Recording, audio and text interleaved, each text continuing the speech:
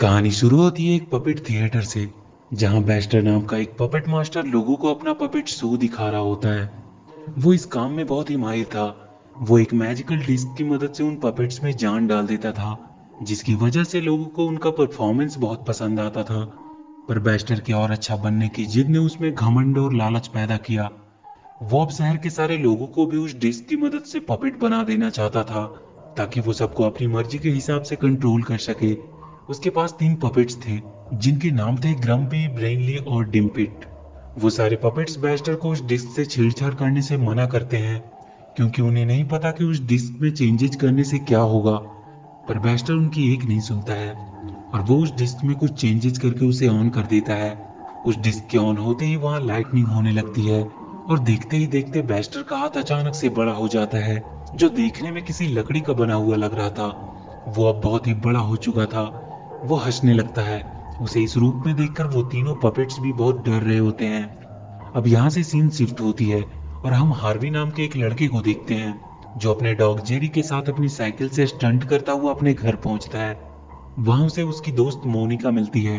Harvey उससे कहता है कि आज उसने एक नई गेम खरीदी है, जिसका नाम पपेट मास्टर है, और वो अपने घर के अंदर जाने लगता है। मोनिका उससे कहती है कि स्कूल ट्रिप के लिए अपने पेरेंट्स से परमिशन लेना मत भूलना। हार्वी घर आकर देखता है उसके डैड अपने म्यूजियम का प्रेजेंटेशन बनाने में बिजी हैं। वो अपने कमरे में चला जाता है और अपना नया गेम खेलने लगता है। तभी कुछ देर बाद उसके डैड उसके कमरे में आते हैं। वो जल्दी से अपना गेम को छुपाकर पढ़ने का नाटक करने लगता है। उसके डैड उससे कहते हैं कि वो काम पे जा रहे हैं, और उसे सारा दिन गेम खेलने से मना करके वहां से चले जाते हैं। उनके वहां से जाते ही हार्वी फिर से गेम खेलने में बिजी हो जाता है। वो गेम खेलने में इतना बिजी था कि उसे पता भी नहीं चलता है कि कब रात से वापस सुबह हो गई। उसने पूरा गेम खत्म कर लिया था। अब उसे सिर्फ अपना नाम एंटर करना था, जिससे वो उस गेम के हॉल ऑफ फेम में शामिल हो जाएगा। वो बहुत खुश हो जाता है। तभी उसे आवाज आती है कि उसके डैड घर आ चुके हैं। वो तुरंत गेम को एक बोर्ड से छुपाकर सोने का नाटक करने लगता है। उसके डैड देखते हैं कि वो अभी तक सो रहा है। वो उसे देखने जाते हैं, पर हार्वी के जूतों पे पैर पड़ने की वजह से वो वहीं गिर जाते हैं, और इसी के चलते हार्वी का कंप्यूटर भी दिखने लगता है। वो जल्दी से उसे छुपाने की कोशिश करने लगता है, पर उसके डैड देख लेते हैं और उससे गुस्से में कहते हैं कि वो फिर से सारा दिन गेम खेलता रहा। हार्वी जल्दी से अपना नाम टाइप करने लगता है, पर उसके डैड उसके हाथ से जॉयस्टिक छीन लेते हैं, और छीना झपटी में हार्वी का कंप्यूटर टूट जाता है। हार्वी अपने डैड से गुस्सा होकर चला जाता है। वो कहता है कि वो कभी उससे प्यार नहीं करते। हार्वी अपने स्कूल के लिए निकल जाता है। वो घड़ी में देखता है कि वो बहुत लेट हो चुका है। वो अपनी स्पीड बढ़ा देता है। इधर मोनिका अपने टीचर को हार्वी का वेट करने को कह रही होती है, पर वो सब बिना हार्वी को लिए ही ट्रिप पे चले जाते हैं। हार्वी वहां देखता है कि उनके शहर का मेयर वहां के म्यूजियम तोड़वा रहा है। ये वही म्यूजियम था जिसे उसके डैड बचाने की कोशिश कर रहे थे। वहां 2 वर्कर अपने जेसीबी से उस म्यूजियम को तोड़ने के लिए बढ़ते हैं, पर जेरी उन्हें रोकने लगता है। हार्वी भी उन्हें रोकने के लिए वहां आ जाता है। वो एक पत्थर उठाकर उनकी तरफ फेंकता है, जो उस जेसीबी के इंजन में चली जाती है, जिसकी वजह से वो खराब हो जाता है और वो जेसीबी आउट ऑफ कंट्रोल हो जाता है। वहीं कुछ दूर पे मोनिका भी छुप कर ये देख रही थी। वो भी हार्वी के चलते अपने ट्रिप पे नहीं गई थी। हार्वी के डैड वहां के मेयर को कॉल करके उस म्यूजियम को तोड़ने से मना कर रहे थे, क्योंकि वो उनके शहर की एक बहुत पुरानी धरोहर है, जिसे उन्हें अच्छे से संभाल कर रखना चाहिए। पर मेयर उसे बताता है कि अब तक तो वो म्यूजियम टूट भी चुका होगा। वो जल्दी से म्यूजियम की तरफ भागता है। इधर जेसीबी के आगे का हैमर गिरने की वजह से म्यूजियम के आगे बहुत बड़ा सा गड्ढा होने लगता है, जिसमें हार्वी और जेरी गिर जाते हैं। उसे बचाने के लिए मोनिका आती है, और वो भी उसके अंदर गिर जाती है। हार्वी को वहां अंदर एक कमरा दिखाई देता है, जहां बहुत से डरावने दिखने वाले पपेट्स रखे हुए थे। हार्वी को वहां मोनिका भी मिलती है।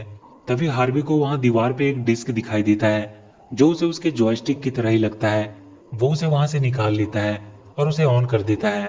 वहां फिर से वही लाइटनिंग होती है, और वहां के नीचे से एक घूमती हुई सीढ़ी निकलती है, जो ऊपर की तरफ जाती है। वो तीनों उसके सहारे ऊपर आ जाते हैं। हार्वी के डैड भी भागते भागते म्यूजियम तक पहुंच चुके थे। वो देखते हैं कि म्यूजियम तो अभी भी सही सलामत है। हार्वी, मोनिका और जेरी ऊपर एक बहुत बड़े रूम में पहुंच चुके थे। वहां उन्हें बहुत से पपेट्स दिखाई देते हैं। तभी वहां उन्हें वही 3 बेस्टर के पपेट्स दिखाई देते हैं। डैम्पिट ब्रेनी से कहता है कि हार्वी के हाथ में वो मैजिकल डिस्क है, मतलब यही हमारा नया मास्टर है। वो हार्वी से पूछता है कि क्या वो उनका नया मास्टर है। हार्वी कहता है कि वो किसी का मास्टर नहीं है। तब ब्रेनी हार्वी को समझाता है कि उसके हाथ में जो डिस्क है उसी की मदद से पपेट मास्टर सारे पपेट्स को कंट्रोल करता है। हार्वी उसे गौर से देखने लगता है और कहता है कि क्या वो भी इन्हें कंट्रोल कर सकता है। ब्रेनी उससे कहता है कि तुम्हें यह साबित करना होगा कि तुम इस डिस्क की पावर को संभाल सकते हो, उसके बाद तुम एक पपेट मास्टर बन जाओगे और फिर तुम सारे पपेट्स को वापस से जिंदा करके इस थिएटर को पहले की तरह ही खूबसूरत बना सकते हो। मोनिका उनसे कहती है कि ये कोई थिएटर नहीं बल्कि म्यूजियम है जो कि कुछ दिनों में ही तोड़ दी जाएगी। वो तीनों वहां से जाने लगते हैं। तब वो तीनों पपेट उन्हें अपने पुराने मास्टर बेस्टर की कहानी एक प्ले के जरिए बताते हैं कि कैसे उनके मास्टर ने पावर के नशे में अंधे होकर अपने हार्ट को इस डिस्क में डाल दिया, पर उसके बाद उसे इस डिस्क के पावर ने हमेशा के लिए कैद कर लिया। डिम्पिट हार्वी से कहता है कि वो चाहते हैं कि वो उनका नया मास्टर बने और उनके ग्रेटेस्ट मास्टर के हॉल ऑफ फेम में शामिल हो जाएं। ये सुन के हार्वी को उसके गेम की याद आती है और वो उनकी मदद करने को तैयार हो जाता है। वो हार्वी को ये डिस्क वहां ऊपर सेंटर में रख देने को कहते हैं जिससे उनके बाकी के पपेट्स जिंदा हो जाएंगे। हार्वी डिस्क के पीछे एक बटन के बारे में पूछता है। ब्रेनी उससे वो बटन को हाथ लगाने से मना करता है क्योंकि इसी की वजह से उसके पुराने मास्टर ने सब कुछ बर्बाद कर दिया था। हार्वी उस डिस्क को फिर से घुमाता है और इस बार उसकी वजह से एक ड्रैगन पपेट वहां गिरता है जो अपने मुंह से आग भी निकाल सकता था और हार्वी उस डिस्क की मदद से उसे कंट्रोल कर सकता था। ब्रेनी हार्वी को वो डिस्क को उसकी सही जगह पे रख देने को कहता है जो बिल्कुल उनके ऊपर था। तभी वहां हार्वी के डैड अंदर आ जाते हैं। सारे पपेट्स अपने आप को छुपाने लगते हैं। वो ड्रैगन भी वहीं बेजान पपेट की तरह ही लेट जाता है। हार्वी के डैड उसे वहां देखकर उस पर बहुत गुस्सा करते हैं। वो कहते हैं कि उसने उनके पूरे म्यूजियम को बर्बाद कर दिया। हार्वी अपने डैड को समझाने की कोशिश करने लगता है और उन्हें वो मैजिक डिस्क भी दिखाता है और उन्हें सब कुछ बताता है उस मैजिकल डिस्क के बारे में और उन्हें सब कुछ बताता है उन पपेट्स के बारे में। पर उसके डैड उसकी कोई भी बातों का भरोसा नहीं करते हैं। उन्हें लगता है कि हार्वी हमेशा की तरह बस बातें बना रहा है। हार्वी उस ड्रैगन को उठाकर उन्हें दिखाने की कोशिश करता है पर वो ड्रैगन बिना कोई हरकत किए वैसे ही पड़ा रहता है। हार्वी इस बात से बहुत गुस्सा हो जाता है। वो कहता है कि कभी भी उसके डैड उस पर भरोसा नहीं करते क्योंकि उन्हें सिर्फ अपने म्यूजियम से प्यार है। उसके डैड भी सोचने लगते हैं कि वो हार्वी पे कुछ ज्यादा ही गुस्सा कर गए और वो उस डिस्क को उसे वापस देने लगते हैं। तभी पीछे से ग्रम्पी उन्हें मारकर गिरा देता है और वो बाकी सभी पपेट्स डिस्क को गिरने से बचाते हैं। ब्रेनी वो डिस्क हार्वी को दे देता है और जल्दी से उसे ऊपर वहां लगा देने को कहता है। हार्वी उस ड्रैगन पे बैठ जाता है और ऊपर की तरफ जाने लगता है। उसके डैड उसके पीछे भागते हैं और वो उस ड्रैगन की पूंछ में लटक जाते हैं। किसी तरह हार्वी ऊपर तक पहुंच पाता है। उसके डैड अभी भी वहीं हवा में लटके हुए थे।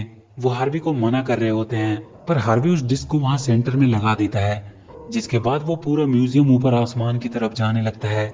ब्रेनी उससे कहता है कि ये डिस्क को स्टॉर्म क्लाउड से एनर्जी मिलेगी और सारे पपेट्स जिंदा हो जाएंगे। कुछ देर में ही उनका म्यूजियम स्टॉर्म क्लाउड तक पहुंच चुका था और उससे डिस्क को एनर्जी मिलती है जो वहां बाकी के पपेट्स तक पहुंचती है और वो सब जिंदा होने लगते हैं। पर तभी हार्वी के डैड आकर उस डिस्क को निकाल देते हैं और वो म्यूजियम वापस से नीचे अपने जगह पे आ जाता है। हार्वी अपने डैड पे बहुत गुस्सा करता है कि वो कब उस पे बिलीव करना शुरू करेंगे। वो जाकर डिस्क को उठाता है। वो अब भी काम कर रहा था और तभी वहां हॉल ऑफ फेम का बोर्ड उनके सामने उभरता है। वहां अब तक के सारे ग्रेटेस्ट मास्टर की लिस्ट में हार्वी का भी नाम होता है। वहां के सारे पपेट्स हार्वी की जीत में उसके लिए उसे बधाई देने लगते हैं। तभी हार्वी के नीचे वही सीढ़ी खुलती है और वो सब नीचे के रूम में पहुंच जाते हैं जहां वो डरावने से दिखने वाले पपेट्स रखे थे। हार्वी उन सारे पपेट्स को भी जिंदा करने का सोचता है।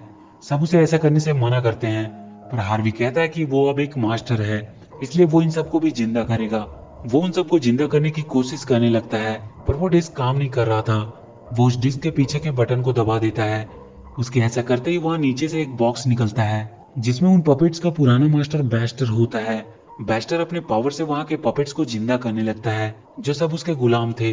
ग्रम्पी उसे ये सब बंद करने को कहता है पर वो उसे और ब्रेनी को भी अपना गुलाम बना लेता है। हार्वी अपने डिस्क की मदद से उसे रोकने की कोशिश करता है पर बेस्टर उसे वो डिस्क उसे दे देने को कहता है। पर हार्वी उससे कहता है कि वो उसे हराकर इन सबको उसकी गुलामी से आजाद करवा देगा। बेस्टर उस पर हमला कर देता है और उससे वो डिस्क छीनने की कोशिश करने लगता है। हार्वी को बचाने के लिए उसके डैड आगे आते हैं पर बेस्टर अपने पावर से उन्हें भी एक पपेट बना देता है और वहां के सारे पपेट्स हार्वी को पकड़ने के लिए उसकी तरफ जाते हैं। बेस्टर हार्वी के हाथ से वो डिस्क छीन लेता है। वो तीनों किसी तरह अपने आप को उन पपेट से बचाकर वहां के दरवाजे के थ्रू एक दूसरे रूम में आ जाते हैं। वो जगह उन्हें एक लैब की तरह लग रही थी। ये वही जगह थी जहां बेस्टर ने उस डिस्क में चेंजेस किए थे। मोनिका हार्वी से कहती है कि उन्हें बेस्टर से वो डिस्क हासिल करनी होगी तभी उसके डैड और वो पपेट्स वापस आ सकते हैं। हार्वी को वहां बैस्टर की तस्वीर दिखाई देती है जिसमें उसके हार्ट की जगह वो डिस्क लगी थी। वो अब वहां से बाहर निकलने की कोशिश करने लगते हैं। तभी जेरी उन्हें एक रास्ता दिखाता है। वहां एक लिफ्ट थी ऊपर जाने के लिए। वो उसके सहारे ऊपर जाने लगते हैं। बैस्टर बाहर आकर शहर के लोग और पूरे शहर को ही पपेट्स में बदलने लगता है। तब तक हार्वी और मोनिका भी ऊपर पहुंच चुके थे। हार्वी छुपता हुआ बैस्टर के नजदीक पहुंचता है और किसी तरह उससे वो डिस्क छीन लेता है और वो भागकर उस डिस्क को वापस से उसकी जगह पे लगा देता है, जिससे उसके डैड और वो तीनों पपेट्स वापस से जिंदा हो जाते हैं। पर बैस्टर फिर से वो डिस्क हार्वी से छीन लेता है और उसे वहां ऊपर से नीचे फेंक देता है। पर उसके डैड उस ड्रैगन को लेकर आते हैं और उसे बचा लेते हैं। वो कहते हैं कि उसे किसी भी हाल में इस बैस्टर को हराना होगा, नहीं तो वो पूरे शहर को पपेट्स में बदल देगा। हार्वी उसे रोकने पहुंचता है। वो बैस्टर अपने बैट्स को उस पर हमला करने भेजता है, पर ड्रैगन की आग से वो सारे बैट्स खत्म हो जाते हैं। बैस्टर अब भी अपने पावर से उन पर हमला कर रहा होता है। हार्वी उसके हमलों से बचने की कोशिश कर रहा था। वो अपने डैड से उसका ध्यान भटकाने को कहता है और वो जाकर उससे वो डिस्क छीन लेगा। वो सब बैस्टर की तरफ बढ़ते हैं। उसके डैड वहां से जंप करके बैस्टर तक पहुंचते हैं और वो जल्दी से कूदकर उसके हाथ से वो डिस्क छीन लेता है। पर बैस्टर मोनिका को पकड़ लेता है और उसके बदले में उससे वो डिस्क वापस मांगता है। हार्वी सोचने लगता है कि इस डिस्क में ऐसा क्या है कि इसे लेने के लिए ये कुछ भी कर सकता है। तब उसे बैस्टर की तस्वीर याद आती है और वो जाकर उस डिस्क को उसके हार्ट के पास लगा देता है, जिसके तुरंत बाद उसके शरीर से ग्रीन कलर्स के गैस निकलने लगते हैं और वो अपने असली रूप में आ जाता है। बैस्टर हार्वी को उसके वापस से असली रूप में लाने के लिए थैंक्स बोलता है और वो गायब हो जाता है। सारे लोग जो पपेट्स बन चुके थे वो वापस से ठीक हो जाते हैं। उस डिस्क को म्यूजियम में रख दिया जाता है, जिसे देखने के लिए बहुत से लोग आने लगे थे और उस पपेट थिएटर को भी शहर के लोगों के लिए फिर से खोल दिया गया। और इसी के साथ ये मूवी यहीं खत्म हो जाती है।